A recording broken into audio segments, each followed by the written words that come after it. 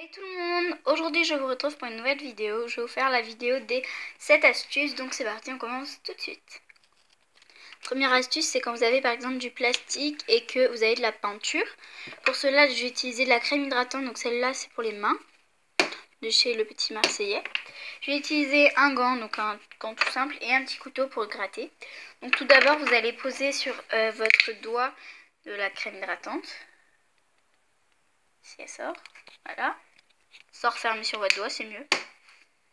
Je me suis pincé le doigt. Après, vous allez mettre sur la tâche. Donc, moi, je vais mettre sur cette tâche. Voilà, je vais en fait lisser tout ça. Voilà. Je viens m'essuyer sur le gant et je viens gratter avec le gant. Et cette astuce marche très bien.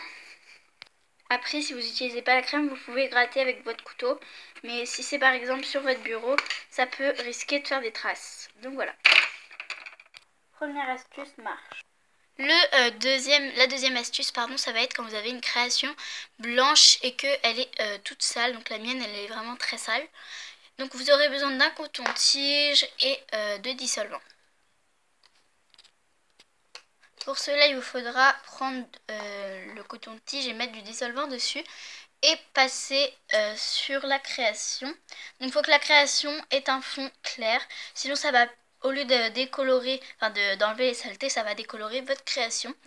Donc voilà, j'essaye d'enlever en fait les petites poussières, etc. Vous pouvez voir que le coton-tige est très sale.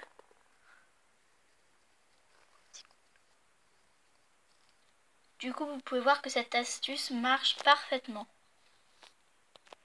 Là, vous aurez besoin déjà de la Fimo, et donc ça va être en fait quand vous avez des traces de doigts, des traces d'empreintes digitales, comment les enlever? Vous voulez refaire votre boule, donc en fait là je vais en faire une grosse trace. Donc je sais pas si vous verrez, voilà, je sais pas si vous allez voir, mais il y a une grosse empreinte. Du coup voilà, et en fait il vous suffit de lisser la pâte avec votre doigt. Et donc l'empreinte elle part.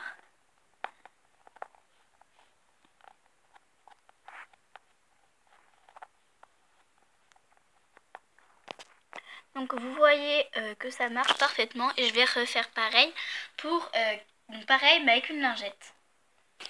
Alors moi j'ai pris une petite lingette comme ça, toute simple, et donc je vais refaire une trace digitale. C'est parti. Donc j'ai fait la même trace que tout à l'heure, et donc maintenant on va passer la petite lingette.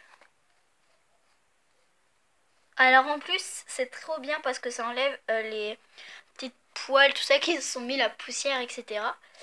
Et je trouve ça parfaitement bien. Donc ça l'a parfaitement lissé. Donc vraiment cette astuce marche parfaitement.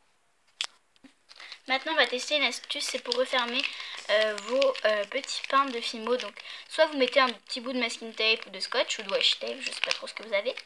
Mais sinon en fait vous voyez où il y a le petit numéro et le chiffre du paquet, enfin de la couleur. Il y a un petit en fait autocollant. Et donc vous l'enlevez, vous roulez votre petit, donc je vais poser par terre, votre Fimo, et vous la scotchez, on va dire, comme ceci. Du coup ça tient très bien, j'ai mal serré. Donc voilà, ça tient très bien.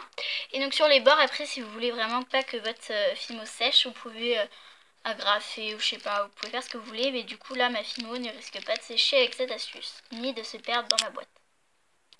Donc cette astuce marche vraiment bien.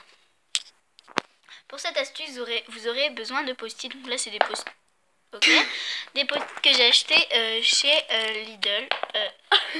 Ok. Chez Jiffy, je voulais dire. Donc voilà, j'en ai pris un. Et donc ça va être pour mettre vos boucles d'oreilles.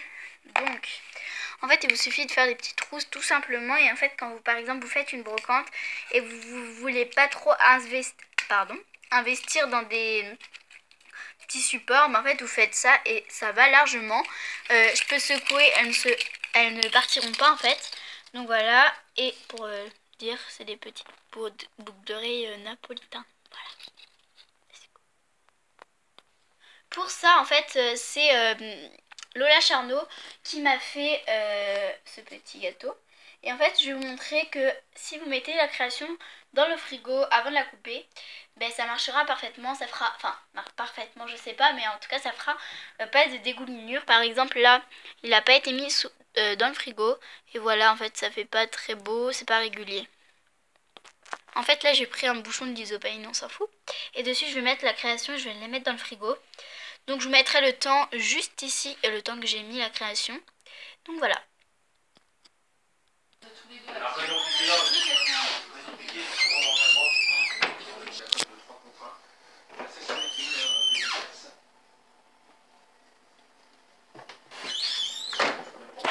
Comme vous pouvez voir, j'ai été sortir ma création du frigo.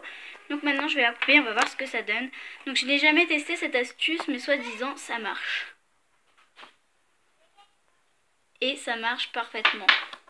Comme vous pouvez voir, ça n'a même pas bavé. Donc voilà le après au frigo. Et voilà le avant qui a littéralement bavé. Et donc je vous montre le après et le avant. Est-ce que vous aurez le lit vert? Je suis vraiment désolée, c'était ma soeur pour le lit de verre de Playmobil. Du coup je vous disais voilà le après qui a un peu des traces. Et voilà le avant qui a bavé. Donc voilà, j'espère que la vidéo vous aura plu. N'hésitez pas à liker, je vous le mettrai juste là. N'hésitez pas à vous abonner, c'est gratuit, ça fait toujours plaisir.